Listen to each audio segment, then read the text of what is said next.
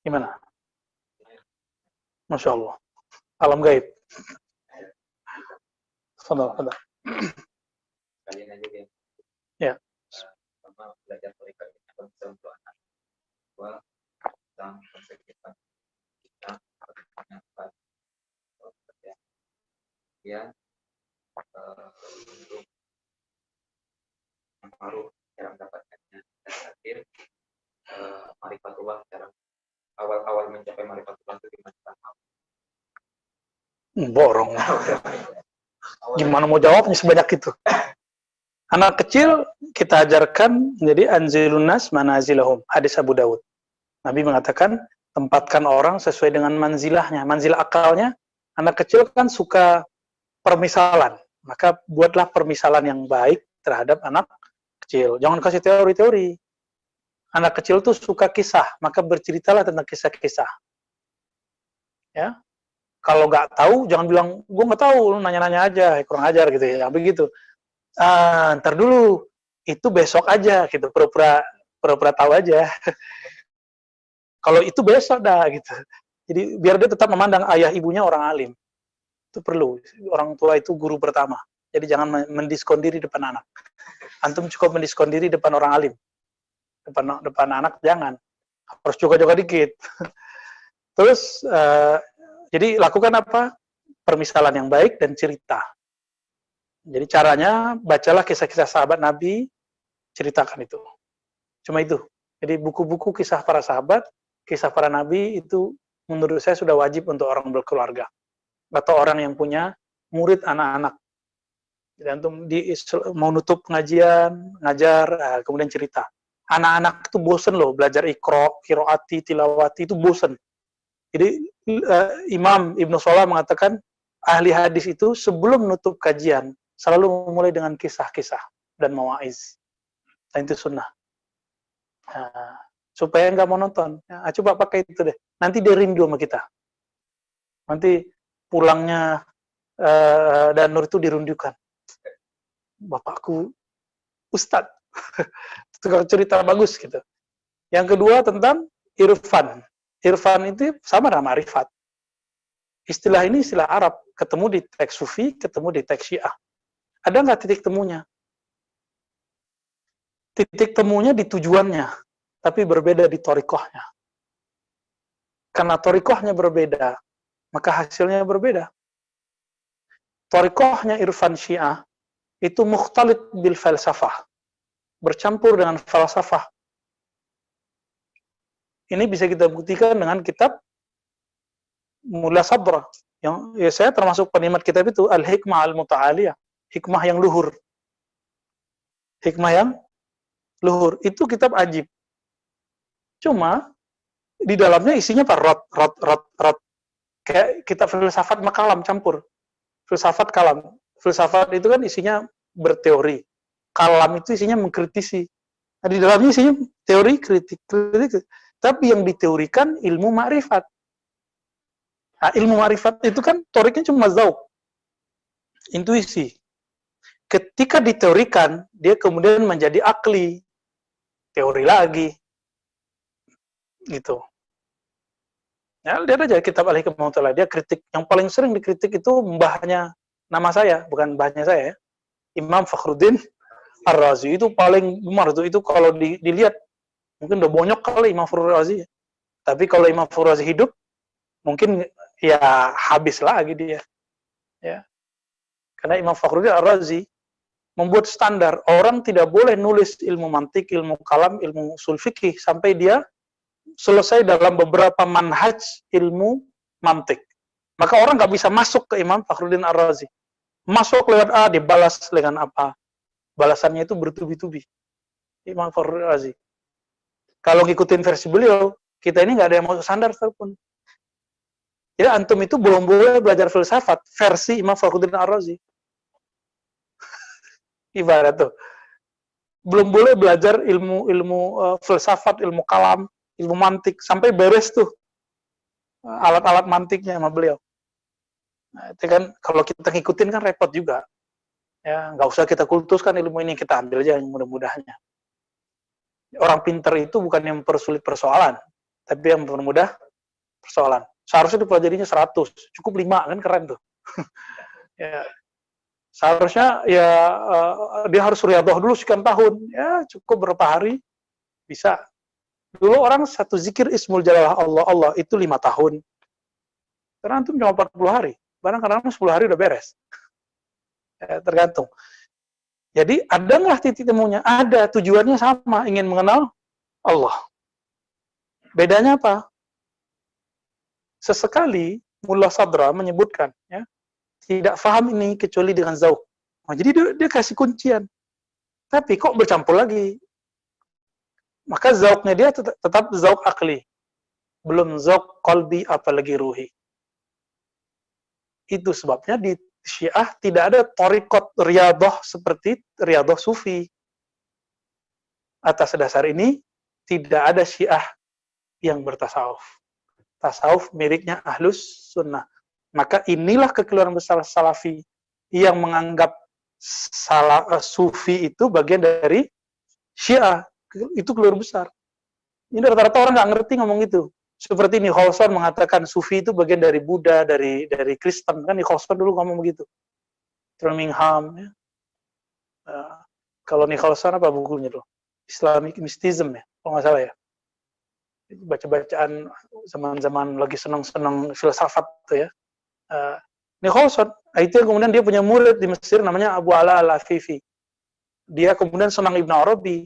Tapi dia bilang, yang ngajarin saya Nicholson, ya salam. Maka Ibn Arabi versi dia itu bukan versi Zauqi, lebih kepada Akliyah 11-12 sama Syiah. Inilah yang dimaksud oleh teman-teman saya. Sekarang filsafat masih berkembang di kalangan Syiah, iya. Di kita juga ada. Tapi filsafat versi mereka itu masih lebih serius. Yang saya sering cerita, Said Kamal Al-Haidari itu sekali ngajar di hauzah beliau, di depannya ada 20 kitab. Kapan dia bacanya? Dia ngajar mulu. Cepat cara bacanya. Jadi dia kemudian kita ngajar udah ditandain semua. Kamu lihat ini, kamu lihat ini. Sesekali lihat deh, tapi jangan jadi ini ya. Jadi pengikut. Jadi ada titik temu, ada di tujuan tapi beda di thariqah. Mereka masih talfik antara akliyah dan qalbiyah. Tapi akhirnya jadi abu-abu. Sedangkan di Sufi harus kita menanggalkan hijab akliyah itu. Gitu. Jadi jangan main dari jauh, masuk terjun langsung. Jadi kalau bahasa kasarnya, di Syiah masih berteori. Kalau bahasanya ainul yakin. Dia ngeliat nih, oh begini ya. Belum masuk. Kalau di Sufi sudah hakul yakin. Dia langsung telan itu rasanya. Dilihat madu, dia teorikanlah madunya begini. Nah itu irfani. Kalau di Sufi, dia langsung telan. Nggak perlu teori. Maka mohon maaf, para Sufi kadang lemah dalam mengibaratkan. Ya. Beberapa Sufi lemah nggak mengibaratkan. Kecuali Ibn Arabi. Maka Ibn Arabi walaupun mengkritisi Syiah Imamiyah, itu Mullah Sadra nggak berani ngeritik. Yang ngeritik Al-Amuli, ahli kalamnya Syiah. Ahli kalam Syiah ini kenceng juga. Ya. Haidar Kamali aja bagi salah satu mereka, Yasir Habib, dianggap kufur sama dia. Jadi teolog ahli kalamnya Syiah itu lebih gila daripada ahli kalamnya Wahabi dan Asy'ari dalam mengkafir-kafirkan orang. Ya. Lebih, bukan liberal apa ya, lebih saklek nggak ketulungan ya. Saya juga nggak habis pikir itu. Tapi giliran mereka yang udah kena Mullah Sadra, oh itu jadi lembut. Seperti Kamal Al-Haidari, lembutnya begitu. Antum dengerin deh, Kamal Al-Haidari kalau ngomong meledak-meledak, tapi hatinya ada kelembutan, kira-kira begitu. Dia mau insaf. Saya menyebutnya Syiah munsif. Seperti ada Wahabi munsif, ahli kalam Asy'ari munsif, ya itu dia. Apalagi tadi? Waduh, ya tadi kita kasih tahu bahwa orang yang diberi ilmu bad'i, salah satunya dia mengerti ilmu ruh, nama-nama ruh, bahkan dia punya hak memberi nama ruh. Kalau kita kan enggak. Jadi kalau antum punya guru, lalu dikasih nama, itu nama salik. Bukan nama ruh ya. Bukan nama nafsiyah. Itu nama salik. Itu enggak dibawa ke akhirat tuh enggak. Tapi kalau nanti bertawasul dan itu bisa. Saya muridnya Syekh Fulan, nanti malaikatnya mikir-mikir, dibuka dulu catatannya. Oh iya udah kamu selamat, kira-kira gitu. Tapi kalau sudah sama Al-Ghaus dan dikasih nama kamu ini, dibuka langsung ketemu sama dia. Dan ilmu itu dibuka setiap masa. Cuma kuotanya di akhir zaman unlimited. Jadi kalau di zaman para wali-wali sebelum akhir zaman, itu mereka dapat jatah sekian ribu, sekian ratus, gitu. Bahkan ada wali-wali kutub tertentu yang dibukai dikit-dikit, makanya dia bisa ngasih nama anaknya. Saya ketemu seorang syarifah, dia dikasih nama oleh ayahandanya, Al-Habib Fulan, saya nggak usah sebut. Ya, nanti tanya tuh, ceritanya sama Fadil tuh. Loh, ini nama nafsiyah dia. Nama nafsiyah beda lagi dengan nama ruh. Nama ruh itu nanti lebih dalam lagi. Nah, nafsiyah aja udah beres untuk di alam barzakh. Khalas? Langkah awal mencari ma'rifatullah. Tergantung ma'rifatullah yang level mana. Tapi mungkin maksudnya ma'rifatullah zauqi kali ya. Zauq. Caranya satu. Tanggalkan jubah-jubah kebesaran ilmu akliyat. Ini yang membuat kenapa kiai stagnan di ilmu fikihnya? Kenapa mursyid stagnan di ilmu thariqatnya? Kenapa seorang orang soleh stagnan di kesolehannya?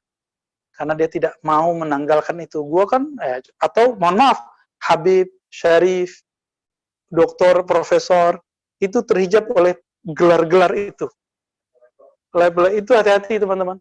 Ya, walaupun antum doktor, profesor, nasabnya Sayyid, Syarif, Sidi, Musa, itu nggak jaminan. Kalau nggak ngaji ya nggak dapat, nggak lahir rohaninya. Jadi mesti zahir batin. Nah, ini yang dikatakan oleh Imam Al-Hakim At-Tirmizi, bahwa keluarga al-waris ar-rohani, ulama warasatul anbiya itu, kalau ente mengartikan itu nasab fisik, kebanyakan, kata beliau, nggak mungkin. Mungkin dari dulu sudah ada Al-Mahdi, karena banyak habaib namanya Muhammad bin Abdullah, atau dengan nama yang 201 itu. Ya. Terus apa? Harus mencari ilmunya. Nah, inilah makna yarfa'illahu allazi amanu. Nggak cukup iman. Walladzina utul ilma. Jadi awalnya kita nyari, tapi intinya diberi ilmu. Tapi ini kan antum banyak nih begini nih, waktunya sama, kitabnya sama, orangnya sama, tapi ilmu yang masuk sama nggak? Beda. Ya terima aja udah. Ya semoga Allah menjadikan kita ulama warasatul anbiya. Jika tidak, semoga Allah jadikan kita pencinta mereka. Karena pencinta orang yang mencintai almar'u ma'aman ahabba. Orang yang mencintai seseorang dia akan bersamanya. Seperti hadis Allah maja'alna ya Rabbana mimman ahabbaka wa ahabba nabiyyaka wa ahabba awliya'ak. Allahumma rzuqna al-amal alladhi yuballighuna ila hubbik. Allahumma tahhir qulubana 'anil nifaq. Allahumma tahhir qulubana 'anil kufur. Allahumma tahhir qulubana an kulli syarrin, an kulli maradin, an kulli kibrin wa hasadin, an kulli fiskin wa an kulli bid'atin. Amin ya rabbal alamin. Warzuqna ya rabbana ru'yata nabiyyika al-mustafa wa ma'rifataka wa ma'rifata nabiyyika. Warzuqna ya rabbana husnal khatimah wal jihad ma'a khalifati akhir zaman al-mahdi alaihi salam. Rabbana atina fid dunya hasanah wa fil akhirati hasanah wa qina adzabannar. Wassallallahu ala sayyidil mursalin walhamdulillahi rabbil alamin. Al-Fatihah.